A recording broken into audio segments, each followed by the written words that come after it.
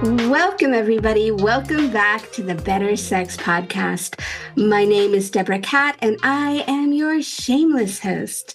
This is the Better Sex Podcast, where we have unfiltered conversations about sex and relationships. This show is about the many possibilities of sex and relationship and helping you to figure out what works for you, so that you can have better sex and satisfying relationships on your terms. I truly believe that a sexy world creates a happier and a safer world. If you'd like to do your part to help create a safe and sexy world, please hit like, subscribe, and leave a comment. Today, we are going to dive into the world of my guest, Carrington. Caroline is a certified NeoTantric educator and a pleasure and intimacy expert. She inspires people to live empowered lives across the US and around the world.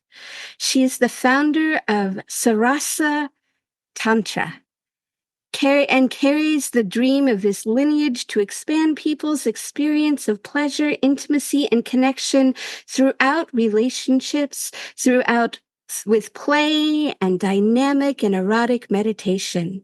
She is passionate about walking the Neo-Tantra out of the bedroom and into the world.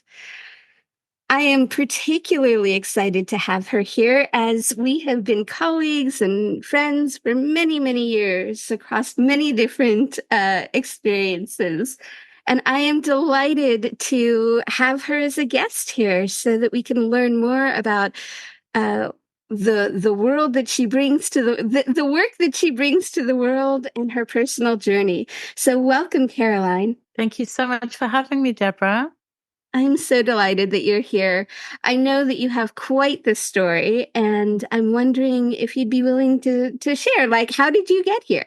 Right. Well, believe it or not, I actually started off my professional life in the corporate world. I was working in Merrill Lynch on one of the largest trading floors in Europe.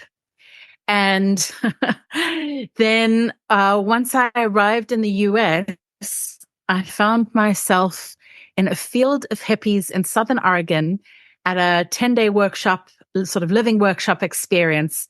And I was introduced to something that is NeoTantra adjacent called energetic sex. And I had already been pretty sex positive. I was already polyamorous and kinky. But being introduced to energetic sex was like opening a whole new world and really turned everything I knew about sex onto its head. And I was eager to learn more. And a month after that, I met another NeoTantra teacher, and we ended up being in a relationship for 9 months. And he was so passionate about the practices that NeoTantra has to offer. And he wanted to train me. So he would literally have me on Tuesday evenings doing 3 hours of breath work, just to lay a very solid foundation in my practice. And then we would work through different modalities of NeoTantra, all the way to him starting to train me to offer private sessions as well. And about 6 months into this deep dive, he said to me he had taken me about as far as he knew how to take me. So he wanted me to meet his teacher, and my more formal training began. And it was really through experiencing the healing power, particularly around my own trauma and the embodiment practices that NeoTantra has to offer, that really helped me gain a whole lot of freedom and empowerment for myself. And I was really excited about the shifts I'd been able to make, and so wanted to make those available to others as well. Beautiful. Thank you. I didn't realize that you started in the corporate world. That must have been quite the switch. It was quite a switch. I was working with all these hedge fund managers and brokers who were all really, really obsessed with money. And obviously, we all need money to pay our bills and do the things we enjoy. But I really wasn't as obsessed as they all were. So that led me into a much deeper inquiry around what I wanted to do with my life. And it actually took me traveling around the world for 3 years. So I got to explore different cultures and, different ways of doing things around the world. So my fascination with people and what makes them tick and how they express themselves, I really got to explore that pretty deeply in my 3 years of travel. Beautiful. And I'm curious, you use the term NeoTantra very intentionally, and I'm wondering if you could expand on that a little bit. Thank you so much for asking that question. Well, I really like to differentiate between Neo-Tantra, which is this focus on sacred sexuality that most people, when they're referring to Tantra in the West, that's actually what they're referring to as this Western version, which includes breath work and sounding and some visualizations. But a lot of the focus is around sexuality and improving people's stamina, for example, and learning how to connect more deeply with themselves, their partners, and the divine. At least that's what Neo-Tantra means to me. I often say the quickest definition of Neo-Tantra is, practices to get you out of your head and into your body more deeply. Mm. And I like to distinguish between Neo-Tantra and Tantra because there's this whole body of practices. They're ancient texts and really extensive rituals that come from India. And, there's a Buddhist path and a Hindu path, and then many different paths and variations within those lineages. But it's really quite different to what we practice in the West. There are some crossovers, like some of the breath work is similar. But for example, one of the words that often is used in the Neo-Tantric world is this word puja, for example, which comes from the Sanskrit word meaning to worship. And if you look at what happens in a classical tantric puja, they have, deities, Hindu deities normally, and they're offering flowers and incense and mantras and all these really quite complicated rituals, sometimes that you have to be initiated into, are prescribed in texts called tantras. And a lot of what has emerged in the West as Tantra, which I'm going to refer to as Neo-Tantra, it started in India. My understanding is it started with a fellow called Osho, who was often said to be the sex guru in India, and he brought it over to the West to really help. He and Margot Anand brought it over to the West to really help Westerners find a new way to meditate. So he took some of the elements of classical Tantra, but it's evolved so much over time that the practices look really, really different. So I don't even use the word puja in my work anymore. I refer to them as neo-tantric rituals just to really make sure that I'm not doing any kind of cultural appropriation and really honoring the source traditions from which these come. Thank you for that. And I appreciate not just the history piece of that, but distinguishing between the idea of what is traditional with a lineage and what is more of a practice on a personal level. And so I'm curious, you're in the process of developing and expressing and expanding your own, would you call it a lineage? Would you call it a tradition? You would call it a tradition or a school. It's probably the word that I would use. Mm-hmm. And do you want to talk a little bit about it? Yeah. So Sarasa Tantra is really, the word sarasa, we were talking about this before we started recording, but it's a Sanskrit word that means juicy, and new and full of love. And that's really a lot of what I'm about and how I like to express myself in the world. And it's a unique fusion where I draw from elements of classical Tantra. We do chant mantras at all my events and in my private sessions. I have mantras playing and I sometimes sing them over the body. And we also do beautiful embodiment practices where we're really empowering people through their sexuality. And that focuses much more on the neo-tantric practices. And I also weave in an element of bhakti yoga. And bhakti yoga is another tradition from India, where it's really defined as the yoga of love or the yoga of devotion. And it brings a lot of heart-centeredness to the practices. And again, we actually chant a lot. And for those of you, most people these days have at least heard of a mantra.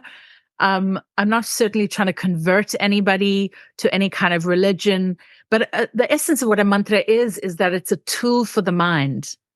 And I'd actually spent years trying to learn to meditate before discovering some of these practices. And I would, I remember sitting with the nuns at a Buddhist temple in Australia, and I would sit for a whole hour desperately trying to get my mind to be still. And the truth is, I really wasted most of that time because my mind was so busy for the entire hour that I really wasn't effectively meditating. And it's part of why I'm very passionate about learning dynamic forms of meditation. So mantra is one of them. When we chant, we've got our voice engaged, we've got the brain engaged, and it gives us something positive to put our attention on, which has the most amazing effect of actually quietening the mind. So I actually find sitting practice much easier these days. But in terms of Neo-Tantra, what's so lovely is we actually get to use pleasure as the focal point of our meditation. So, most people that come and see me are wanting to learn, how to last longer as a lover, especially the men that come and see me, or they want to feel more empowered in their sexuality.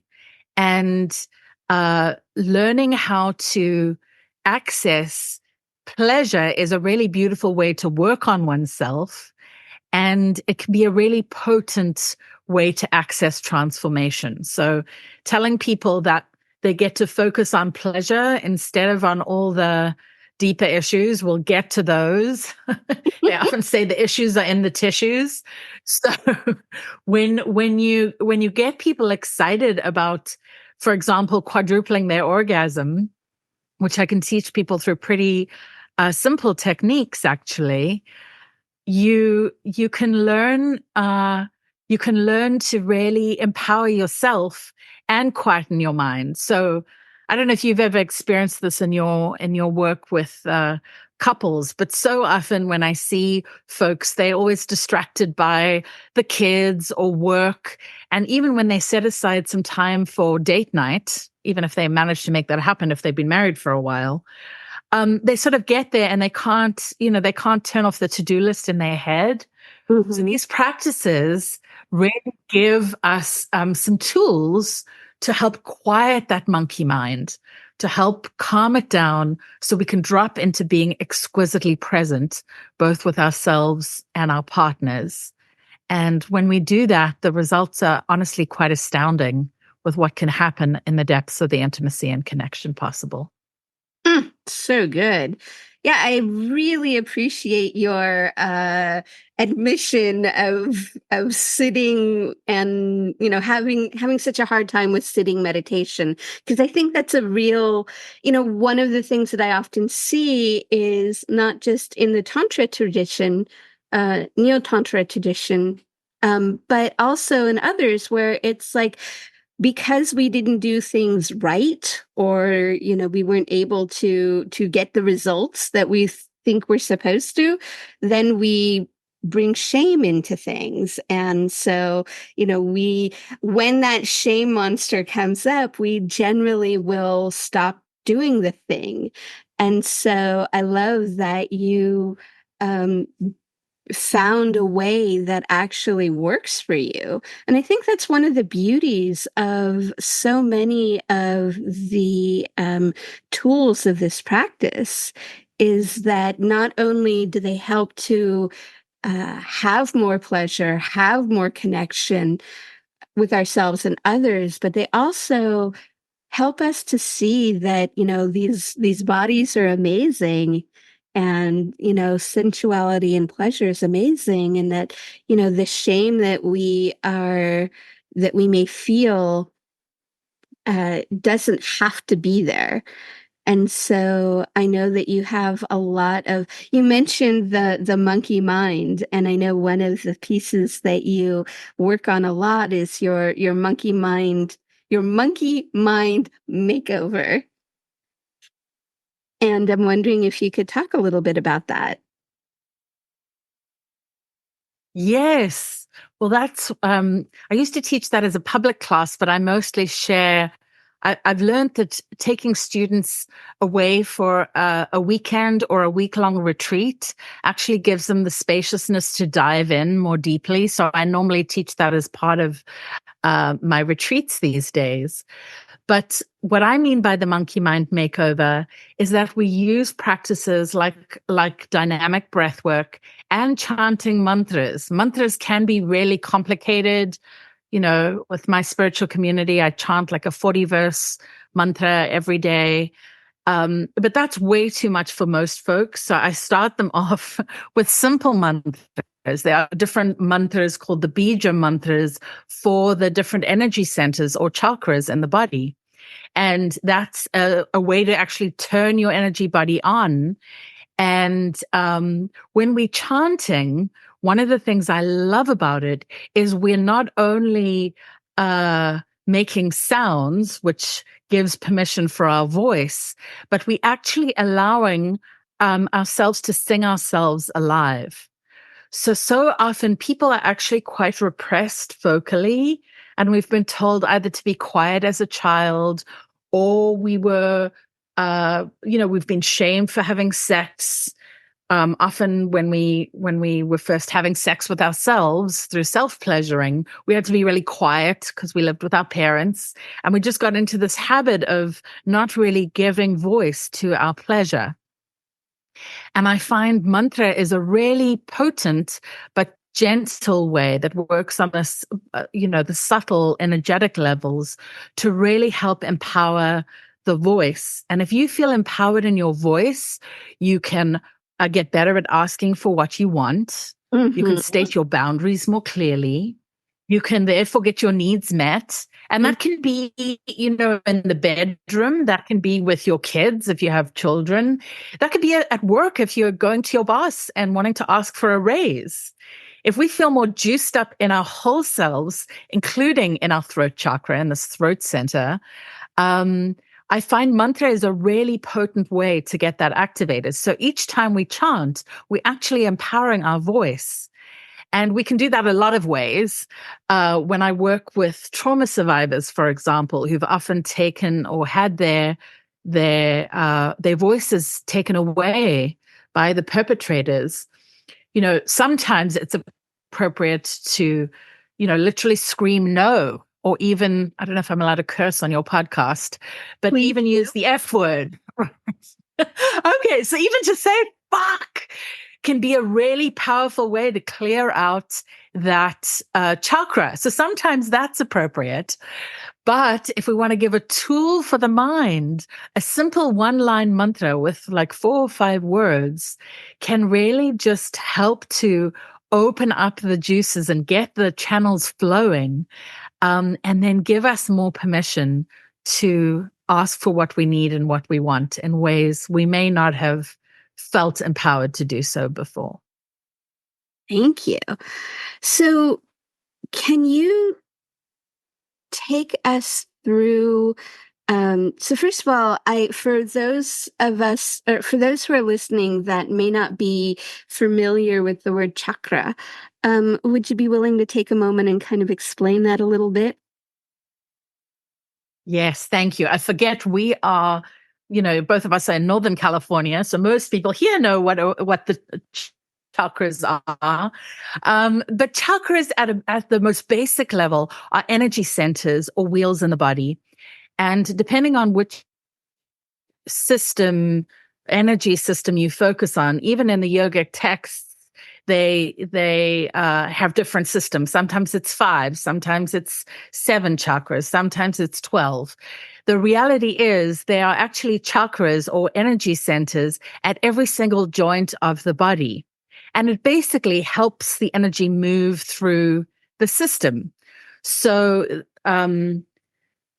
if for some of your listeners who may not even who may be listening going, what is all this energy stuff about? I just tune into Better Sex, the Better Sex podcast to have better sex.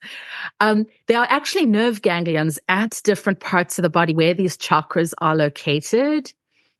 And they have different characteristics.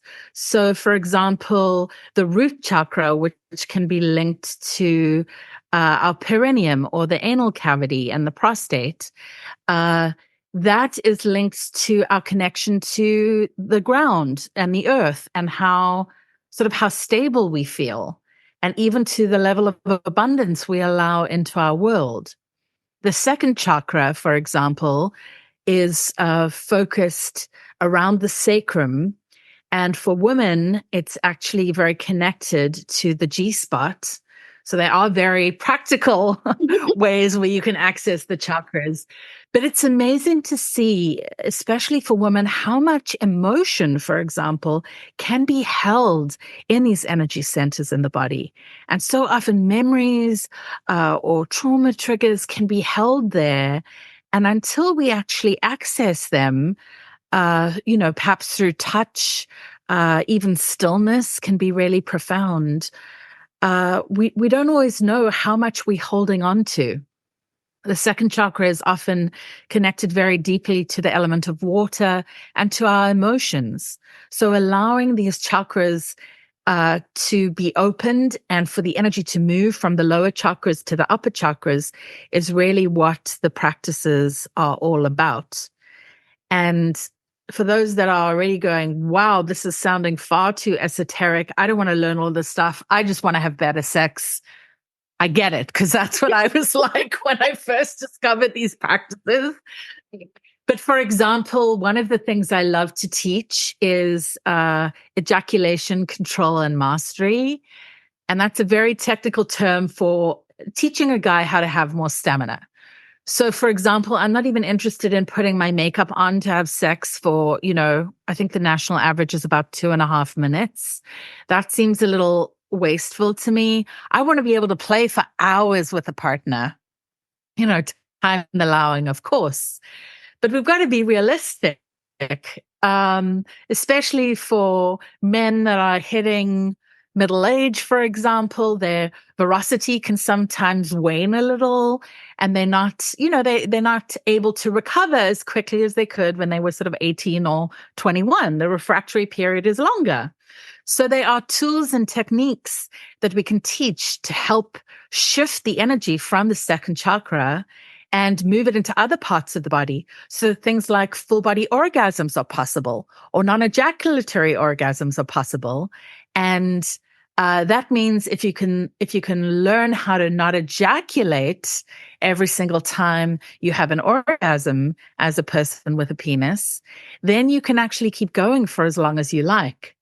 And most men are really curious about what it's like or how they can learn to have better stamina in the bedroom. So it's a really fun thing to teach.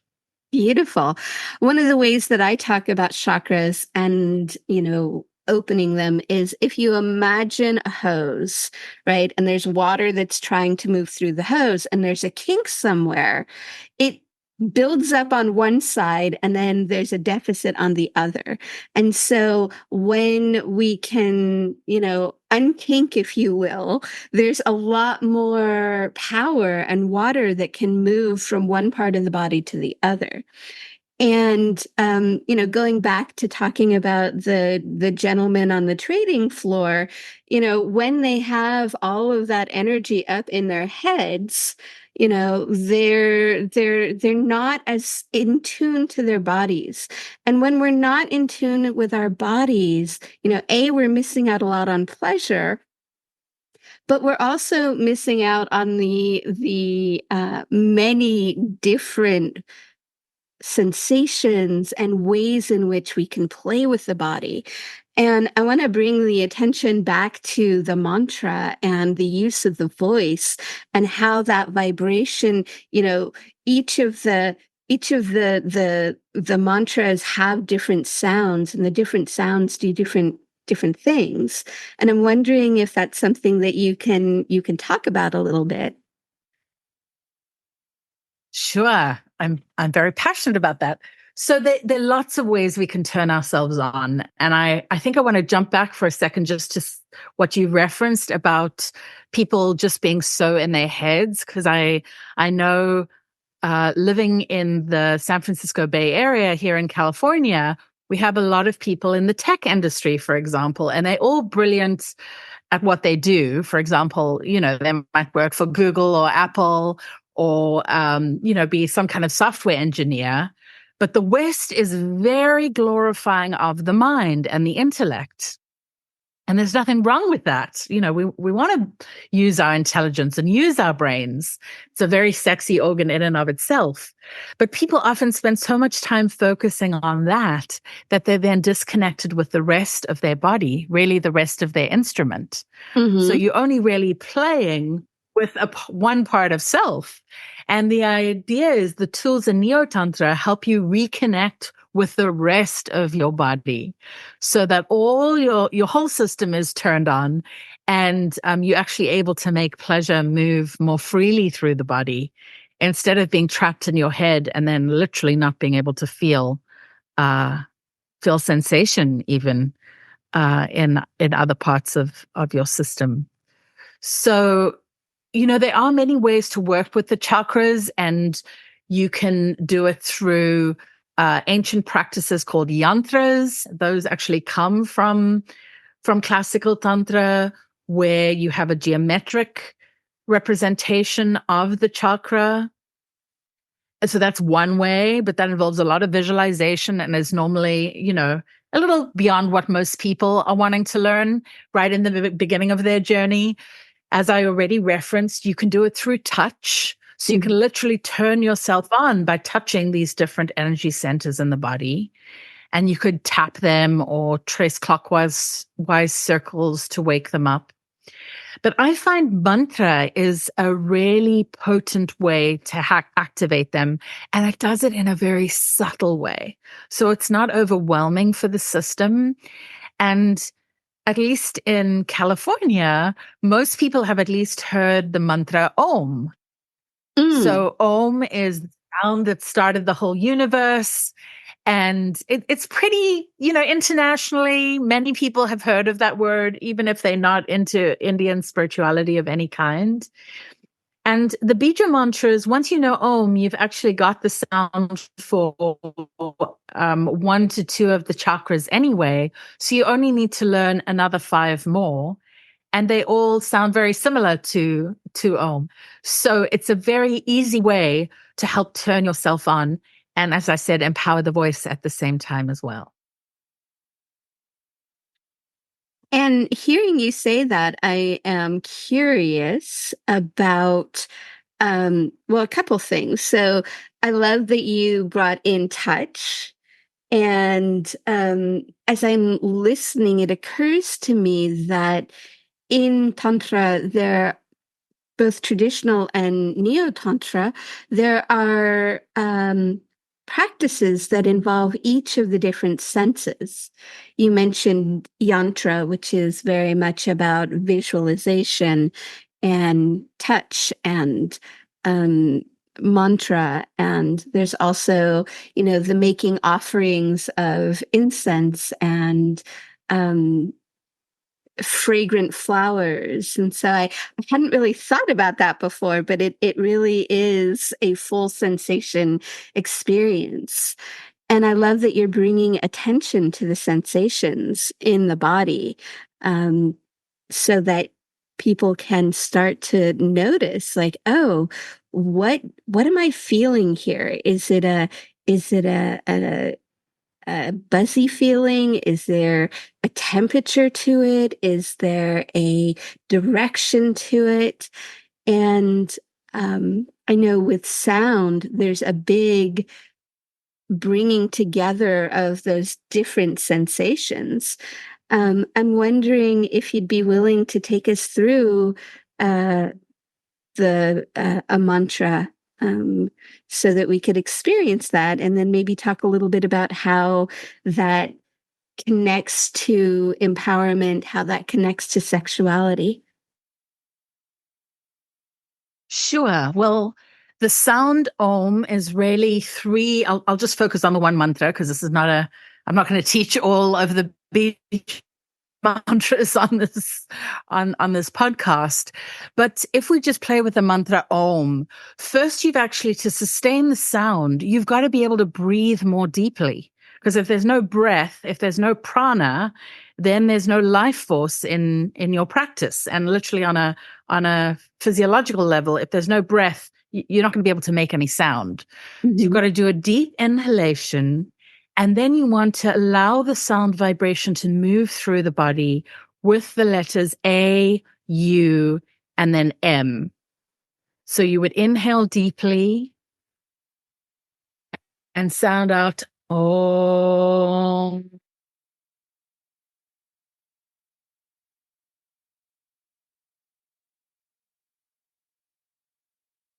Oh.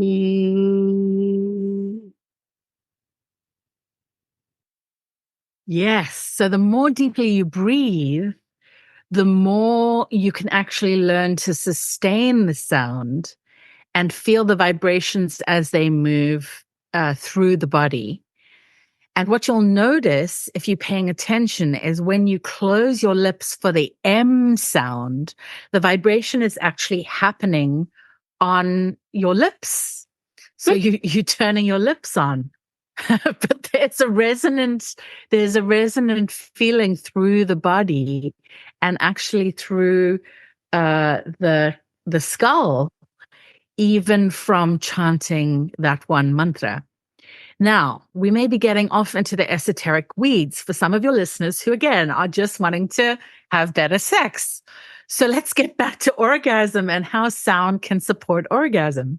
And I love sharing with my students that you can literally learn to quadruple your orgasm with breath and sound alone. So if you learn to breathe more deeply, and if you practice sounding, and sounding can be a mantra, I'm obviously passionate about those, but sometimes it's just a case of literally opening your mouth and allowing the sound to come out as you experience pleasure. So as I was sharing earlier, so often we learn to dumb ourselves down, and instead of allowing the wave of pleasure to ripple through us and the sound to help expand our pleasure potential, we contract our muscles and we keep our mouths closed and we try and be quiet so we don't disturb the kids or we don't bother the neighbors. I referenced my first NeoTantra teacher at the beginning of this of our talk today. And when I was worried about making sound in the bedroom, I said, "What about the neighbors?" He said to me, "Inspire the neighbors." And it can be really hot and juicy to hear your neighbors getting it on from next door. That can be inspiring in its own way. So what I do with my students is I really invite them to open up the mouth on the exhalation. And when I say open, I literally mean opening as if you can fit 3 fingers in your mouth, which is quite wide. Most people they leave enough room for about 1 finger. So 3 fingers wide, if I can be a little naughty on your podcast. I sometimes speak it to saying it's like deep throating. You wouldn't want to insult your partner by only opening your mouth a little. You would really want to open wide to welcome all of them in. Absolutely. I love that. And an interesting thing happens when we open the mouth and we let the sound come out. We actually are releasing the jaw And when we release the jaw, if you just do it for a moment as you're listening to this, whoever our listeners are, when you release the jaw, it actually helps relax the pelvic floor. And so many of us are holding tension and are, some women, for example, struggle to have orgasms because they're so tight and literally like uptight down there. And you can use the power of your voice, for example, as you exhaling with some sound, to help the pelvic floor relax, and that helps you to open more pleasure. So what I mean by sounding out your pleasure is you would take a nice rich breath in and give your pleasure a sound. And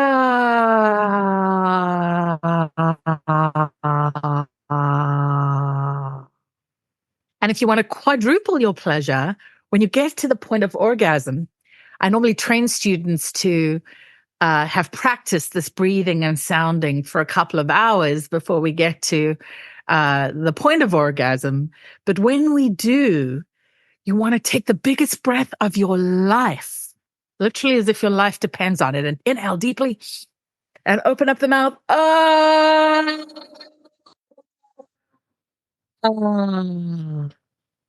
And if you keep breathing and you keep sounding, you can keep that orgasm going.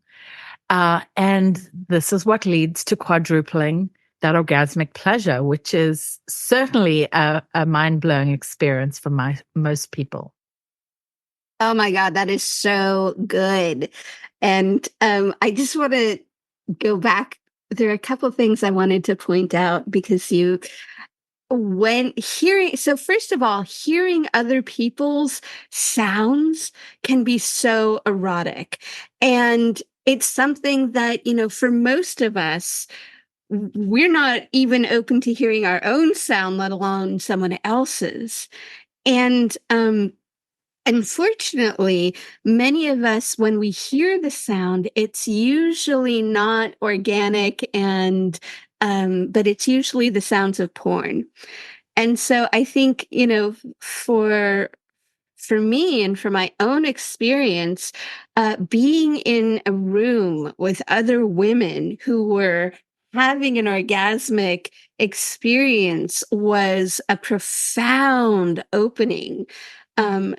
In what I thought was possible, like, oh my God, hearing, being able to hear an organic orgasm from another woman and actually feel, because the sound vibrates, and like being in a room of women orgasming and feeling that vibration, I believe it teaches our bodies what's possible.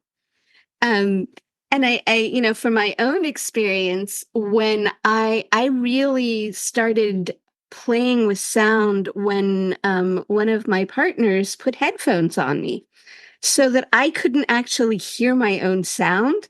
And because this is back in the day when I was a little bit more shy about these things, but like I didn't make a whole lot of noise. And so what he did was he put the headphones on, partly in, just to take that pressure uh off of me and off my experience, because the other thing that I see people do a lot with sound is they get very performative. They will push sound, and that's not necessarily a bad thing, but like when we start to hear and feel our own sound and the way that it vibrates throughout our bodies, it just shifts things up. And as you were saying, we can just using the breath, using the sound, can not only give us a longer experience of orgasm, but allow us to feel it in a different way. Like, for me, it was so powerful to be able to feel. You referenced earlier a heart orgasm.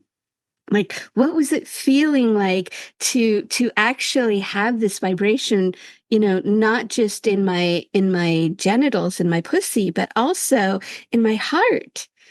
And so it's such an incredible gift to play with sound.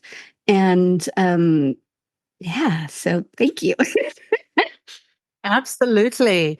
Well, it's interesting because even when we're just one-on-one with a partner, uh, if somebody just lies there and isn't giving much feedback, Mm, you don't want to be micromanaging your partner all the time because that can actually shut a partner down. But if you're making sounds and letting them know what feels good, I find this a lot, especially with men, but it's true of people of all genders, is that they really want to know they're doing a good job. Like if somebody's offering you the gift of pleasure and giving to your body, it creates this beautiful feedback loop if you offer some sound, and it's going to encourage them, and they're probably going to want to give more to you, and it may even turn them on. Right. So instead of it just being a one-way directed process, now both of you are really engaged. And as I said earlier, pleasure is a wave. So if we think of the wave move, keep the mouth closed and you tense the body, the wave's going to hit a wall and your pleasure's going to hit a wall. But if you open up your mouth and allow yourself to sound, and if you're shy or embarrassed, I mean, I use music a lot. In my mm, private sessions, I'm always in music, for example, because it gives people permission. It gives people the space to not be scared to use their voices. Uh, and then, I'm often making sounds with them to encourage them to sound. So it does take a little bit of practicing to kind of unlearn some of these bad habits that we've picked up, sort of as part of the way society has indoctrinated us. So we've got to get back to our sort of more primal nature, where we were really able to give voice to our pleasure. And I love that you referenced heartgasms, but people can literally learn to have full body orgasms. And for those of your listeners who don't have a partner, because NeoTantra you can do whether you have a partner or not, you can learn to have full body orgasms all by yourself, just with breath and sound alone. And that's pretty amazing because otherwise it's all just localized to the genitals. Nothing wrong with genitals. They're really fun to play with and can give us a lot of pleasure. But if you can expand that to be having orgasms through your whole system and learn to do that, for hours on end, I mean, you can have a fun Friday night, even if you're home alone. Um, And you referenced porn, and I want to jump back to that for a second because I loved what you said about. I think you used the word artificial sounds, or performative sounds. I think you said. mm-hmm. So often people forget that porn is acting. Those are actors on a stage. Nobody learns how to have sex from porn. And unfortunately, more and more, that's where people are getting their sex education from because nobody actually teaches us how to do this. Or we just assume that we're meant to know and that it's meant to be intuitive. But you wouldn't learn to drive by watching The Fast and the Furious, for example. And that's kind of what we're doing when we try to learn how to have sex from porn. Not that it's not fun to, turn some porn on from time to time, but it really is acting. And most people don't have sex in the same way that the porn stars are doing it anyway. So most of them are just sometimes you can even hear it. You can sort of hear that they are putting on the fabricated sounds because they're getting paid a lot of money to perform for you. And they make it look really hot and sexy, but it isn't necessarily even that pleasurable for some of the actors either. So we want to inspire people to authentic, embodied, real connection and real pleasure. And I believe doing that in a really authentic way. Mm. So I am noticing that I'm super excited and very turned on by this conversation, feeling the sounds and being in your company. And I'm curious, how can people get a hold of you, and what are you excited about going into the new year? Thank you for asking. Yeah, so the easiest way is to check out my website. You can go to carolinecarrington.com. And if you hop on my newsletter, I send you free tips and tools and videos to inspire you on your journey. And I also have information and discounted tickets to my workshops and retreats. I do teach internationally, and I like to teach in group. So you can drop in, for example, for a 3-hour workshop with me and actually come whether you've got a partner or not, and come and just enjoy, learn how much fun and pleasure you can have even with your clothes on, and leave after 3 hours with a whole lot of tools in your toolbox. And probably, at the very least, some new friends, if not some phone numbers for people you want to stay connected with.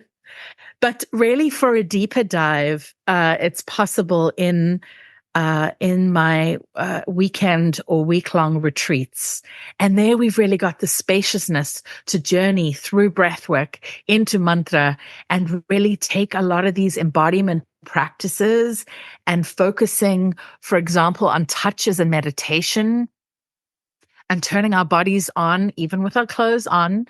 If you want clothes off, you've got to come and see me one-on-one for a private session. But yeah, the things that can happen even in a weekend are really life-changing for folks. So I think, yeah, that's really the best way. Sign up on my mailing list, my website, and my website also has quite a lot of free resources that people can enjoy, and then they can reach out to me to find out when my next retreat or workshop is. And if one's not happening in your area, you can always reach out to me and find out if I can come and visit you. So I'm happy to travel to share some of the gems that NeoTantra has to offer. Thank you so much. And I just want to give a shout out. Her email, her emails are really great. It's definitely one of the mailing lists that I'm on, and I look forward to opening up and learning more about myself, about pleasure, about what is possible in the sensuality and sexuality world. So I just want to say again a big thank you to my guest, Caroline Carrington. Please follow her on social media. And if you want to help bring more love and better sex worldwide, please subscribe, like, and comment wherever you get your podcasts. And again, thank you so much, Caroline. Thank you so much, Deborah. It's been really fun to talk to you today. Oh, beautiful.